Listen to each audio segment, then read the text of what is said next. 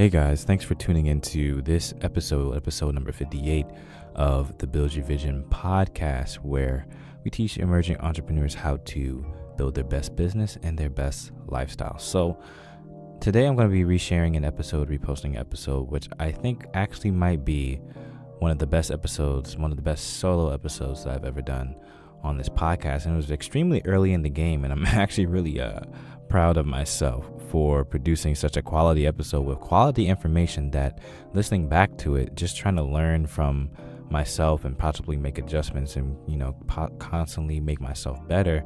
All these things I said in this episode, I still do to this day, and I think are still very important, and I think will overall increase your productivity through the day by a lot.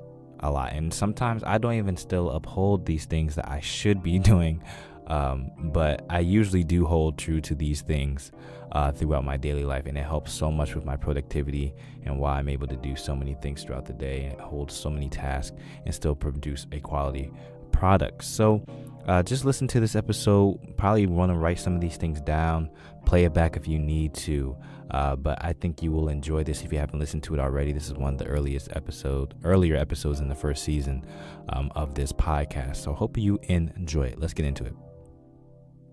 Loading. Extra, read all about it. It's a case study for success. Be teachable. What better way to learn than to just ask? The learning process becomes a journey. Turning dreams into realities.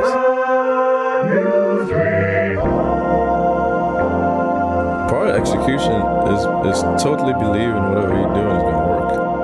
What are your passions and what are your gifts? And that's where it really starts. Chances are for taking. Take a chance on yourself.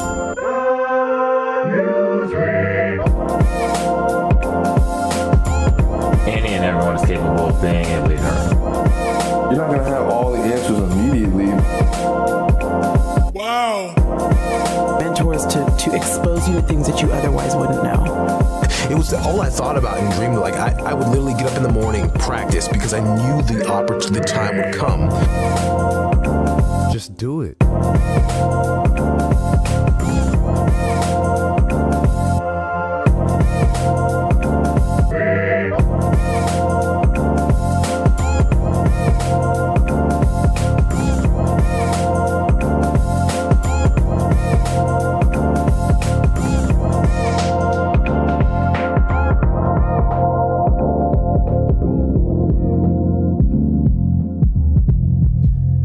Okay, so the first step that we're gonna talk about is probably the most simple, but also one of the hardest to keep up with for some reason, and that's just staying hydrated. Yeah, just drink water. In fact, I got a cup of water right here. I'm about to just make sure I stay hydrated during this episode. Yeah, stay hydrated. The human brain is made of around 85% water. In fact, when you're not properly hydrated, it affects the brain, and you get headaches, poor concentration, reduced short-term memory. And according to my research, even your ability to perform arithmetic and do type other of psychomotor skills can be reduced if you're not hydrated enough. And this is due to the fact that dehydration causes the level of energy production in the brain to decrease. So one easy step that you can do right now, you could just pause this and go grab a bottle of water, is drink more water. It's easy, but most of us don't drink enough water during the day. Most of us walk around every day dehydrated. So you're probably thinking, well, Cleveland, how much water am I really supposed to drink a day? Now, how much water you're supposed to drink a day really depends on a lot of variables and factors, such as your age, your gender, your height, weight, activity level, things like that. But to keep it as simple and easy as possible, we've all heard the 8 glasses a day thing. Well, 8 glasses, what's a glass exactly? How many ounces in a glass? And how do I actually, know that I drink 8 glasses of water. No one really does that. That's an old thing. It's out the door. Easiest way to do it is buy yourself a reusable water bottle that has the measurement of ounces on the outside. So you can see how many ounces are in the water bottle, whether it's 19 ounces, 32 ounces, 33 ounces, whatever it is. So you can keep track of how much water you're drinking. Now, you're supposed to drink, according to my research and things that I've learned over time, you're supposed to drink about half an ounce of water, or at least half an ounce of water, for every pound of your body weight. So if I weigh 155 pounds, that means that I should be drinking at least 77.5 ounces of water a day, because that's half my body weight in ounces. So that's a simple way to do it. Easy math. If you want to be more specific about your water intake according to your personal needs, I'm going to put a link in the show notes under the episode for camelback.com. If you never heard of Camelback, they're a brand for water bottles. In fact, you could get one of their reusable water bottles and use that. And they also do things for like hikers and things like that, so they stay hydrated. It's on camelback.com, and it's a calculator, a hydration calculator, so you can see exactly how much water you should be drinking for your certain gender, age, height, activity level, how much you perspirate. Did he just say perspirate? Cleavon, you gotta do better. Stop making up these words, man. How intense your activity is. It takes all that into account to show you how much water you should be drinking. All right, so first step, drink more water. Boom, that's easy. Second step, or second tip, is make a list. Now, making lists, that's easier said than done, because for some reason we just don't like to sit down and write things down. But writing lists, I think that is the most important tip out of all 7 of these tips. The first part of getting the thing done is just writing it down, because you're physically committing to writing it down, which makes it, when it's just a thought in your head, it's easy to get lost, you forget, you don't follow through. But when you write it down, that's the first step to actually getting it done. Now, this could be a list for anything. It could be a to-do list, a checklist, shopping list. You don't want to shop around all day just looking at random things that you walk by just because you walk by them. Make a shopping list. Just go to those certain things and get them. More productive with your shopping. Boom. You can make a goal list so you can achieve your goals faster or stay focused on your goals, anything like that. Make lists. Write it down. I do this personally every single day. Before I go to sleep, I make a list of things I know need to get accomplished for the next day, whether that be personal objectives, academic, whatever needs to get done in that day. I write it down and put a marker. I use my iPhone actually, because writing things down and then carrying a notebook around everywhere, I always have my iPhone, so I write it down on there, and I put a little checkbox next to it, leave it open so that when I press it, it lights up yellow, so I know that I got it done. Now, the other thing I do, which I extremely recommend to anyone who is doing to-do lists to make their day more productive, is to put times next to your items on your list. Before, I was just putting the items on there. Okay, I need to go to the store. I need to get gas. I need to call this person. I need to do this assignment. I was just putting it on the list, and I knew it was on the list. I'll look at the list and I'll try to get it done, but I rarely ever got through the majority of the list, like ever. And I was wondering, I'm like, okay, man, I'm making these lists, but they're not really working for me. So one day I just said, well, I'm going to time out each thing I put on this. So I said, okay, I'm going to wake up at this time. I'm going to go get gas at this time. I'm going to play basketball from this time to this time. I'm going to take a shower at this time. I'm going to start reading at this specific time. And when I started doing that, my efficiency, or my follow through rather, of my list increased dramatically, because when I would go off schedule, I would know that I was falling behind. Before, I didn't know I was falling behind. So I would get 2 or 3 things done when I still had 8 things on the list that I needed to get done. But I had no type of time to associate with how well I was performing.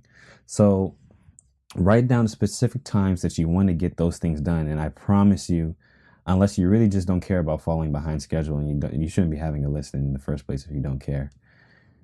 Put the times next to your list, and trust me, you will see an improvement of your follow through of your list. Now, I'm not saying that you're going to get everything done every time. In fact, that hardly ever happens. But you will realize how much more you get done just because you took your time into consideration. So make sure you do that as well. Now, the next tip also has to do with time. Now, this next tip is called know your peak hours. Now, peak hours, that's just simply saying what time is your brain at its peak. It's most productive, most focused, most sharp state. When can your brain do the most? That's your peak hours. So very successful people like Bill Gates, Warren Buffett, and those, we all have heard them say, if you ever look at what they say in interviews and things like that, they say they wake up at 4:30 a.m., 3:30, 5:30. These people wake up very early. And the overall consensus is that to be a successful person, you got to get up early, which makes perfect sense. I'm not knocking that. In fact, I do that myself. My peak hours personally are about from 3:30 a.m. to 5:30 a.m. That's when I'm at my absolute sharpest. And that's just because I'm a morning person. I found that out through simple trial and error. And this works for some people, but it doesn't work for everyone. In fact, sometimes I go to sleep early because my brain shuts down at around 10 p.m. I go to bed at like 8 and wake up at 3. So my body clock is completely shifted. But it works for me because that's what my personal body clock is and my peak hours. Some people I know who are also extremely productive don't go to sleep until 3:30 a.m. Because their peak hours are between 12 a.m. and 3:30 a.m.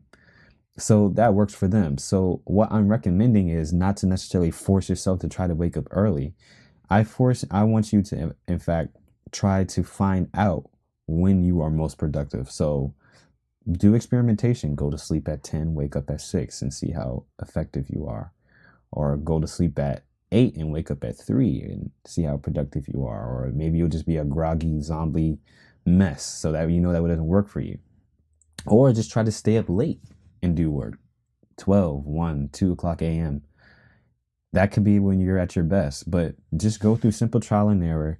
And try to find out, if you don't already know, what your peak hours are, so that when you do commit to doing what you need to do, your brain is in the best state of mind to get that thing done as quickly and as efficiently as possible. Well, I'm seeing that a lot of these tips have a lot to do with time. The third tip is the fourth tip is to take breaks. Now, your brain is a muscle. Your brain's a muscle. And I don't think you know anyone that goes to the gym to lift weights and they lift weights for 3 hours straight without taking any breaks. No one does that. If you do that, you're dumb and you're trying to destroy your body forever. Your brain needs breaks too. You work out at the gym, you take 2-minute breaks. You do a superset, you take 3-minute break. Whatever you're doing, you take breaks so that your muscles can regenerate and get more energy to pump out that last set. Or even you take breaks in between your days of working out so that your muscles can rebuild and get stronger. So we have to treat our brain, which is a muscle, in the same way. Don't try to binge for 3-4 hours straight and expect your productivity level to be high. It simply does not work. Your brain is going to get tired. You're going to slow down and you're going to realize that you've been staring at your computer, your paper for 10 minutes and haven't written a single word. That's when those type of things start to happen. So what I do, or sometimes do is I work for an hour, really focus and intense, or even half an hour. And I take a 10-minute break after that, or a 15-minute break after that, so that my brain has time to get off of academia or whatever I'm doing and just take a break and do something else. That could be taking a food break, which I love. I love to eat. A nap, a quick nap, text somebody, go use the bathroom, go on Snapchat, Instagram, whatever you want to do. Something that requires very little brain activity to do so that your brain can have a time to rest, regroup, and get back ready for the next task that you're ready for it to accomplish. So make sure you take breaks. The next step or tip, I keep saying steps, there's more tips, is optimize your environment. Now, if you do all of the past tips that I recommended and have the wrong environment, it will literally all be in vain. If you get up early and then you turn on the TV or start texting on your phone, have your ringer on, and are getting messages and watching Netflix at the same time as trying to do work, then you're just fighting against yourself. You're shooting yourself in the foot. Optimize your environment, get rid of distractions, put your phone on do not disturb, don't try to multitask, completely commit yourself to what you are doing and make your environment conducive for what that task is. So if you're trying to do schoolwork, do not go to your friend's house where they're chilling watching a basketball game and expect yourself to be productive. It simply doesn't work like that. And I've done it myself. You kind of trick yourself. Okay, well, I could do work and watch TV. I could do work and go to the kickback or whatever it is. No, you can't. Well, you can, but your productivity will be cut in half or even chopped by 80% or 90%. So make your environment conducive for what you're trying to do. Some people need quiet. Some people use classical music or things like that to get themselves in the zone. Some people like to be in solitude. Some people like to work in group settings because it recharges them and gets them pumped to do their work. Whatever it is, make sure you have the proper environment to maximize what you are trying to accomplish at that certain point in time. Next tip is provide yourself incentives. Sometimes we just don't feel like being productive. Bottom line, even though we know that's what we should be doing, we should be productive, sometimes you really just don't feel like it. So to overcome our laziness at times, give yourself some incentives.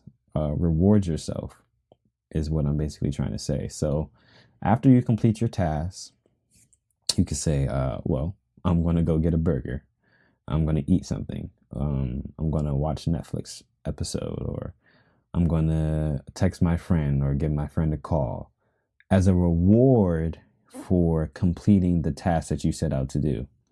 So, for example, I have a paper to write.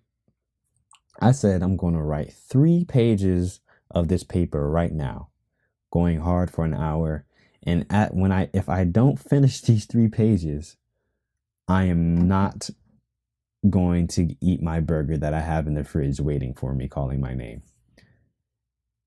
Surprisingly, that will give you some motivation to finish those 3 pages, because you know that if you don't, you're not going to eat that burger, which you really want. Now, the key to using this incentive system is to have the discipline to actually not reward yourself if you don't complete the task.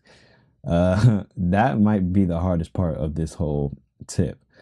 Don't halfway do the work and reward yourself, or don't even completely skip over the work and reward yourself, because then you're just wasting time and the incentive system isn't working whatsoever. So make sure you're disciplined, reward yourself with little treats for getting your work done. It feels good on both sides because you're feeling productive, you're getting things accomplished, and you're also enjoying yourself because, you know, you get to take a break, you get to eat something, you get to do something that you enjoy, as well as being productive. So that's the 6th tip. The last and 7th tip I have for you is Simple prayer and meditation. I prayed to God for focus, discipline, drive, for what I want to do. And I always notice a significant difference in my willpower and focus when I do that before I take on any task or any day. Sometimes I meditate in the morning to release and distress myself from whatever things I know I have laying ahead, and it keeps my mind at ease. Even if you're not spiritual, meditation and solitude can really help center yourself and just have you remain as productive as possible, because your cortisol levels are even, and you're at peace with whatever you're doing because you took that time to meditate and just become one with yourself, one with God, or one with whatever you believe in. So that's the last tip I have for you. So just a recap of what we talked about in this quick episode, for being more productive immediately, things that you can apply immediately. Stay hydrated, drink water. Just remember to drink enough water. We often don't do it. Second thing is make lists, whatever that is, grocery lists, shopping lists, goal lists, to-do lists, checklists. Make lists, write things down, and remember to apply times for those to-do lists so that you stay on track with your goal in a timely manner and don't fall behind. Take breaks. Third tip, don't exhaust your brain. Your brain is a muscle. You have to remember that. You don't want to exhaust your muscle and break it down. You don't want to do that to your brain either. It's detrimental for your productivity and your overall health. Fourth tip is to optimize your environment. Put yourself in an environment that's conducive for what you are trying to accomplish. Don't take one step forward by doing the task and two steps back by putting yourself in an environment that's not conducive for that task. Sixth tip, provide incentives for yourself. Reward yourself for doing good work. It gives you motivation, more willpower, and overall good feeling for getting your work done.